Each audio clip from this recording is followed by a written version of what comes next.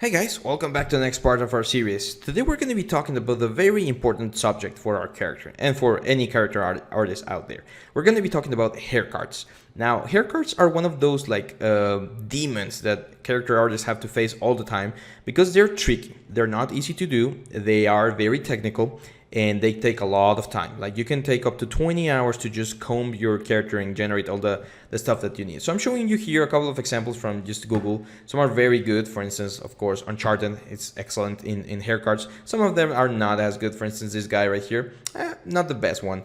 I'm gonna show you a method that for me works really well, and it's actually not that complicated to follow. Now there are infinite ways, or not infinite, but there are a lot of ways to do them. Some people paint the cards, some people generate them with fiber mesh, some people do other crazy stuff like use plugins and other softwares. We're gonna be using just Maya and Xgen. So these are the 4 steps that we're gonna be following for the creation of our haircuts. We're gonna be using Xgen to generate them, to generate the hair, and then we're gonna generate the maps out of that Xgen information, and then we're gonna place the cards into our character, and finally we're gonna render. We waited until this point because if you try to do this before your character is textured or before you're done with all the other steps, it gets tricky to evaluate whether or not it looks good. So it's better to just finish the textures as we did with our character and then just jump into your haircuts, okay? So let's jump into Xgen. Now, if you've never used Xgen before, do not worry. We're going to make it very simple. We're just going to brush the surface of what this plugin is capable of, and it's going to be very simple. So I'm going to start here with a big plane. I'm going to change the divisions to like 6 and 6. Rotate 30 degrees. Now, why are we rotating 30 degrees? Because these 30 degrees are the closest we can get to the curvature of our head. And it gives a better result than just doing it with no curvature here. So we're gonna start with just our base hair, and this is important. We're gonna be generating several variations of hair cards. You can't just get a nice looking hair with just one type of hair card. You need actually to have several different types of hair cards. Actually, I think if we Google real quick, like this is the kind of stuff we're going for. We're gonna have different variations of the amount of hair and the form of the hair, and this is what's gonna allow us to have a very realistic hair. Now, how many do we need? That's actually a very easy question to answer. We need these 5 types of variations. We need our main hair card, which is gonna be the broadest and most important hair card because it's gonna cover most of the initial hair. Then we're gonna need some big breakups, which are gonna be close to what we have with our main hair card. And actually, I have an example right here. So let me show you. The big hair card is going to be like this area right here. Oh, let me draw right here. So it's like a big hair card right here. And then the big breakup is going to be something like this.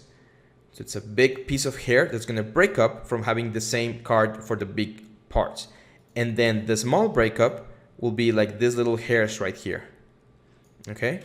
And then the transitional hair we're going to find it on the borders of our hair. So we're going to have like here, on the forehead, on the back of the neck. It's gonna be the hair that connects the big cards to the geometry of the face. And it usually is a very small, simple hair. I'm gonna show you later on the generation or the map that I generated for my character. But for now, let's just focus on the Xgen. And finally, flyaways, which flyaways are gonna be these hairs that are just like flying away, as their name implies. And they are very useful because they break the silhouette of the hair. So as you can see here, it's going to be a very complex stuff that we're going to be working with. I usually recommend to have 1 main card, 2 big breakups, 2 small breakups, 2 transitional hairs, and 1 or 2 flyaways, depending on how messy you want your hair to look. For my character, I think I just did 1. Anyway, let's go back into Xgen. We're going to generate the main card right now. So I'm just going to scale this a little bit. I'm going to delete history, first information, center pivot to make sure that everything's clean. Now, one of the most important things about Xgen is everything needs to be super clean in regards to your naming conventions. No spaces, no weird names, no special symbols, just as clean as possible. So I'm just going to call this hair card base geo. And then I'm going to go here into Xgen. Open the Xgen window. I'm going to create a new description, selecting the geometry, of course, and the description is going to be called Freya hair description.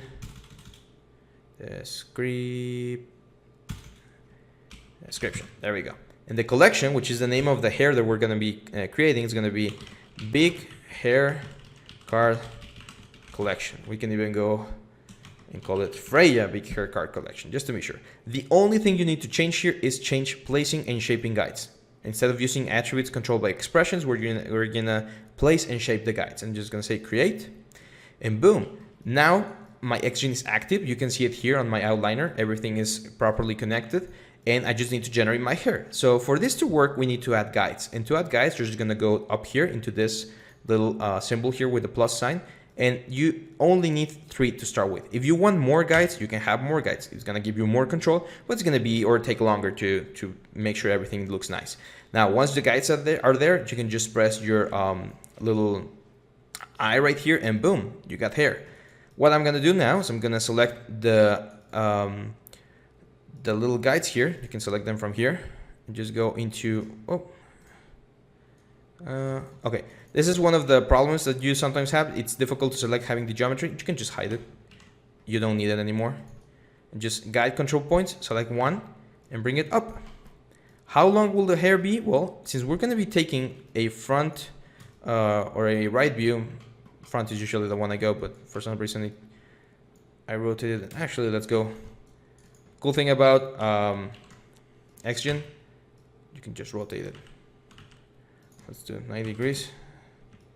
Let's go front view. No, let's go 180 or minus 90. There we go.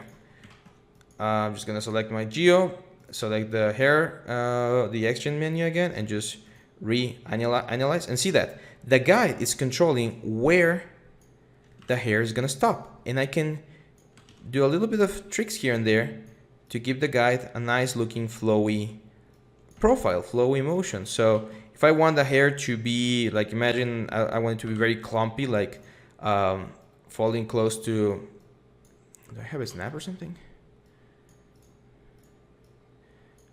I can just move this. I should be able to. Huh, that's weird. Okay, so I'm just gonna move these points all the way up. I think it's the camera that's freaking it out. Nope, it's not the camera. That's really weird. Anyway, I'm just gonna move the points up to give them a little bit of a flow. It's not soft selection. Let me reset my move tool. Maybe it's something's freaking it out. No? Weird. Anyway, I'm just gonna update here, and you can see now that I have all of these many strands coming up into my viewport. This is where the fun begins. Now we get to control how we want our hair to look. This is basically a hair card, because if we go again to the front view, we just bake this information into an image, and we're gonna have very nice shadows, very nice interaction. However, the issue is that this does not look like hair. Now there are a couple things you can do here. First of all, I'm gonna go down here into the tube shade and turn it off so that I can more clearly see the color and the shape of the hair. The tube shape is pretty much trying to what's his name? It's trying to give you the information there, but it's not really helping me. It's trying to make it look like hair, but it's not the best idea. Now, controls here. First of all, density. If I turn up the density or lower the density, I'm gonna have more hair and less hair. Usually, I find that for this type of hair, 4, it's fine. It all depends on the scale of your scene as well, but let's keep it this way for now. Now, one thing that you can do is you can paint a mask on your polygon to tell where you want your hair to appear. This is very useful because right now you can see that it's a lot of hair, and we don't want that. We want pretty much just like a strip of hair. So it should be a lot less volume. Now it's gonna be very easy, but it needs to be very specific. So follow me along. You're gonna come here into the mask option, click the little arrow, and say create map. Now name it again. You need to have a name that's easy to remember. So main hair mask. And we're gonna start the color with black and say create. So now the whole thing is black, and wherever I paint my new color, in this case white, it's where the hair is gonna be. So I'm just gonna double click this tool here, change my color to white, and just paint a little strip here. Doesn't need to be perfect, it's just to create the strand or the volume here. Now if you look at this, you'll see that nothing is happening because you need to save. If you don't save, nothing happens. Now after I save here with a little square, the hair will update and we're good to go. We can continue working with my hair. So hit Q. Now I don't have anything else to do with my plane, so I'm just gonna turn it off, and there we go. And we can start working with the hair itself. What can we do? Again, we can change the density, which I think that was good enough. Maybe like a 6, because I want to have a little bit of a gap in between the hairs. And now here on the bottom side, the modifier CB count is how many points each hair has. Right now it's at 5. 5 is good. However, for a couple of modifiers that we're going to be using later on, a 10 is going to be way better. So I'm just going to change that to 10. You can see there that the curvature is a little bit smoother, so that's good for us. And then length. You can change the length. So make it bigger or make it lower. In this case, I'm just going to leave it at 1. One other thing that you can do, you can change the width. For the tests that I've been doing in the past several months, usually a 0.12 is good for a character. If you go lower, it's too thin, and if you go higher, it's way too thick. So 0.10, 0.12, that usually, especially for like human scale, that's usually good for us. So I'm gonna leave it at 0.12. This right here, this is very important. This is a ramp, and this ramp controls the width of the hair. You can see now that since the ramp is pretty linear, it starts and ends with pretty much the same width. However, the hair, we don't want that to happen. We want the hair to start very thin, so that it makes it easier to transition from the geometry into the hair, and then it'll widen up, keep its width, and then at the end, taper out, like so. And you can see here, this is the result. The further out you are, the thinner it will look, and the closer you are to the geometry, the thinner it will look as well. So this is a very nice initial generation for our hair right now. If you need to, you can also rebuild the guides, because remember, usually when they don't dance like crazy, you should be able, I think it's snapping to something, but I'm not sure what. There you go. No, it's not that. Weird. I'm not really sure what it's snapping to, but usually you can control the guides, and if you move them along, you can control pretty much how you want it to curve. For instance, if I do that and I update, hairs are gonna try to go all the way to this place right there. If I move them back, there we go. So depending how you want your hair to look, you can move the guides. And if you want more points for your guides, you just need to rebuild them here with more points. Anyway, so that's it for the basics of the placement of the guides. As you can see, very easy, not a big deal. Now let's go into the fun stuff. Over here on the modifier option, you're gonna be able to add modifiers to your hair. And the modifiers that you can add are plenty. You just hit this button here, and there's all of this here's modifiers. Again, we're just brushing the surface, so we're gonna use, let's start with like a noise modifier. I'm gonna hit OK. And what this does, it adds a noise modifier to the whole hair with these values right here. So the mask is how much it's affecting. If I have the mask at 1, then the noise is affecting the whole thing. Magnitude of the noise is how intense I want the noise to be. If I do like 10, boom, there's a lot of noise, and now my hair looks very, very messy. Frequency is, well, how frequent the noise is. If I increase the frequency and the magnitude, you're gonna see a very, very messy hair. Now, remember, this has to do, or this plays directly with the amount of CB count you have for your curve. The more CB counts you have, the nicer it will look. So make sure to place it at least at 10 or 12. That's usually a good number. Now, this is important. This is how the noise affects the hair going from the root to the tip. And this curve right here tells me that the noise is gonna be more prominent on the tip. If I want the noise to be everywhere, I can just move this up, and then all the hair is going to be messy, which usually doesn't happen. Usually the hair gets messier as it gets closer to the end right here. So as you can see here, very messy hair. Now, if I don't want it to be that messy, but I like the way it looks, I can lower the mask. If I go to 0.5, it's like the intensity of the element. Now, this happens often, and what's happening here is that it kind of struggles to update, and you just need to click this thing. Sometimes you just need to keep moving the values until it appears again, or just click render and it should give you a nice preview. Now, talking about render, we're going to be talking about that in more depth in the next video, but I want to give you a quick show here. We're going to be using Arnold Render. So I'm going to go into Windows, Settings and Preferences, Plugin Manager, and we're going to use Arnold. Now, personally, I like using RenderMan. That's my go-to render. But Arnold is included with every Maya, and I didn't want to make this more complicated than it already is. So that's why we're going to be working with Arnold. What I'm gonna do now is Arnold is gonna be loaded. So let's load Arnold. There we go. And I'm just gonna create like I'm gonna go into the front view, turn on this thing, select my description, right click, assign new material.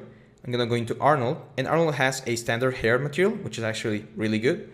You go into standard hair, it even has presets. So you can do like, let's say, red, replace, and there we go. And the only thing we're gonna be missing is from the rendering, from Arnold, what's it called? From the Arnold tools here, or you can create a light. Let's do like an area light. And we're gonna place the area light right here, pointing to like a 45-degree angle, so that the light is as evenly distributed as possible. We don't want the hair to have weird shadings. Let's up the exposure like to 4. Let's go to front view again and hit render. Now, if everything goes to Xgen, no collection name given. Let me see if it's rendering real quick. Options. Whoop. Let's go into display, alpha channel. Nope, we got nothing. So something's wrong here. Oh, I know what it is. You need to save the scene. Always save the scene. If you do not save the scene, then something doesn't work. So let's do this hair test 2. There we go. Continue. Now that the scene is saved, now we should have the render. So there we go. We're not seeing anything because we need more light, but the objects are there. So let me up this to like 16. If I remember properly, the lights in Arnold tend to be quite low in intensity. So let's call all channels. And there we go. There's our hair. We're gonna be lighting this in a better way, but as you can see here, this is all we need to get our hair going, okay? So I'm gonna stop the video right here, guys, and in the next video, we're gonna talk about what things we need to do to our hair cards to, 1, make them look better, and 2, get the maps out of it, okay? So hang on tight, and I'll see you back in the next video. Bye-bye. Hey guys, welcome back to the next part of our series. Today we're gonna be exploring the second part of the generation of our maps. If you remember back here on the Photoshop file that we had, the important thing that we need to follow, or the process that we're going to follow, is the Xgen generation, the map generation, the card placement, and then the rendering. Today we're going to be focusing on the map generation. Now, if you remember, we have our hair right here for our little hair card that we're creating. And I added a couple of extra things here. I'm going to show you real quick. I went back into the modifiers. Well, first, I went back here into the preview output, and it's very important for you to tell Xgen what kind of renderer you're using. Usually, the most common ones, which are Arnold, V-Ray, and RenderMan, you should be good to go. You just select it, and you're good. It shouldn't be an issue. But for others, you might need to go a little bit into scripting to make sure that everything's reading properly. Now, going into modifiers, I added this coil one. The coil one, let me get rid of them so it's easier to explain. So we had, we had the noise first, which just gave us a little bit of variation, and I can add one more modifier, which is the coil. Coil will give us a wavy hair. We can multiply the amount of waves we want. For instance, let's go into 5, and with this button, with the mask, we can tell how strong we want the effect to pretty much will affect our hair. And there we go. We got a very nice wavy hair for our character. Now I'm gonna go into my material editor right now. I'm gonna go into my Hypershade. I'm gonna go into the AI standard shader. And if you remember, we're using the standard hair, and we use the preset, which is the what's it called, the red element. Now, unfortunately for us, the red will make our lives a little bit more difficult when we generate the maps. And let's talk about that real quick. The maps that we want to generate are the following. We want to create a color map, a specular map, normal map, ambient occlusion map, direction map, and opacity map. These 6 maps together will give us a very nice looking hair once we hit marmoset. Now, from these 6 maps, the 2 that are going to be generated by us are going to be the color one and the opacity one. Normal, ambient, and direction are going to be made with a little plugin, a little trick that I'm going to show you shortly. And the specular map, we're just going to make it in Photoshop. So let's start with the color map. The color map captures the color of our hair. And usually, let me show you real quick. If we were to grab, let's say again, a new Arnold shader, hair shader, where is it? Arnold standard hair. Let's call this base hair material. And let's say that we want the base color of the hair to be red. Okay, so that's it. If we plug this into the description, remember you always select the description and add the stuff in, and we render. One of the things that you're gonna notice is that we don't have the color. Why is this happening? Well, because the way that hair works is actually very complicated. It's not as easy as just a normal shader. The way hair works is that you have several things playing with each other to give you the result of the color. So for instance, right now, even though we have a base color of red, the roughness, the specular, the tint here, the specular tint, it's pretty much changing how we look or how we appreciate the hair. Now, again, unfortunately for us, if I just grab this, like let's say a red hair and say replace, and we just create this nice red hair for our character, it will look nice on the beauty render on this like image right here. That's good for us. However, this won't work in the end game because we have light information, like the rays of my area light are giving us information. If I were to save this as a color map, then some parts of the hair would be white and some would be black, and we don't want that. We want like a full or a complete color for our character. Now, why am I saying that this is unfortunate for us in regards to Arnold? That's because usually we would go here into the AOVs. We would just select the albedo map, move it into the AOVs, and if we use the Arnold render view and we render, technically it should allow us to select the albedo and use the color. However, since the color is white and what we're seeing is actually the reflections and other post-processing that Arnold does, it won't allow us to have the nice colors that we have. Now, how can we get around this? Well, very easy, by using our HDRs. So if you don't know about this page, it's called Hdr Heaven, and it's great. I'm gonna go into Studio, and I wanna grab a very soft studio light because I don't want any sort of contamination going into my hair. I want this to be as clean as possible, and I like this guy. I'm gonna grab the 2K map, and you just need to move this guy. Well, let me wait for this to, there we go, show in carpet. I'm gonna Control X and go into my projects, source images, and just drop it there. I'm gonna go here into Arnold. Let's get rid of this guy, or at least hide it for now. Arnold lights. Let's call this a sky dome light. And in the sky dome, in its attribute editor, I'm gonna select color. I'm gonna change this to a file, and the file, of course, is gonna be, if my project is set, which it should. It's not. Let me go back. I can just point straight to it. There we go. Source images. There we go. Small studio. Boom. So we're in the small studio. I'm gonna rotate this so that the lights are like on the back here, like so. There we go. Front view. That should be good. And I'm gonna render. So what this is gonna do, since we have a 360 light now, we will have, of course, a little bit of specular information, but it shouldn't be that bad for us. It should give us a nice looking color information here for the hairs, which is exactly what we're looking for. Don't worry about the detail right now. Let me cancel this. I'm gonna go into the Arnold render view, which I think is a little bit faster. The only issue about using an HDR is that it takes a little bit longer to get the proper colors out of your hair. But as you can see here, we're gonna have a very nice looking texture once everything is cleaned up in this image. So I'm gonna stop the render right here. Just in your case, let it flow, keep it going until it hits a nice little color. And even though we'll have a couple of specular highlights here and there, it's okay. It shouldn't be that bad. I'm gonna just stop this here. And what you're gonna do is you're gonna come here and you're gonna save image, and you're gonna save the image right on your project. So where is it? There we go. Here, let's go into images. I'm gonna save this as color. Save. So if we go back to our project, you go into images. That's our color. Boom. Of course, again, this is not clean. We will need to wait for the render to finish, but this is exactly what we're looking for. Okay. Now, For the occlusion, we can just jump into the alpha channel like this. Oh, yeah, we need to grab our image, our sky dome light, and in the camera visibility, turn it to 0. And now if we re-render, let me cancel that. Let's grab the Arnold Render view and start.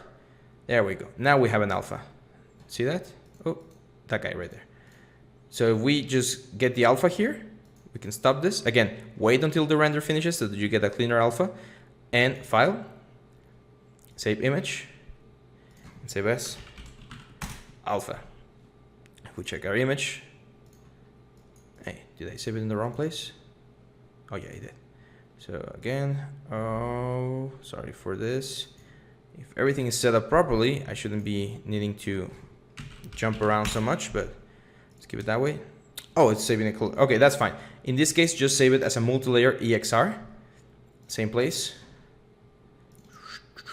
Real quick. So let's call this diffuse.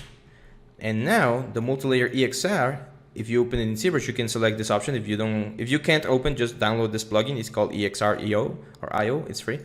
Open, and boom, we got color information right there. Of course, not clean yet, and alpha information. So that's 2 of our maps ready for us. The next 3 maps will come thanks to the courtesy of a great artist that shared these ones with us through the Marmoset page, actually. And we're just gonna import. His artist name is, where is it? Shuma. So just import this file. I'll plug his information in the info for you as well, guys. And what you're gonna see is that you're gonna get 3 new materials here. Let me clear this for us and grab these 3 guys. And it's very simple notes. It's actually like completely easy to redo if you can't find the links.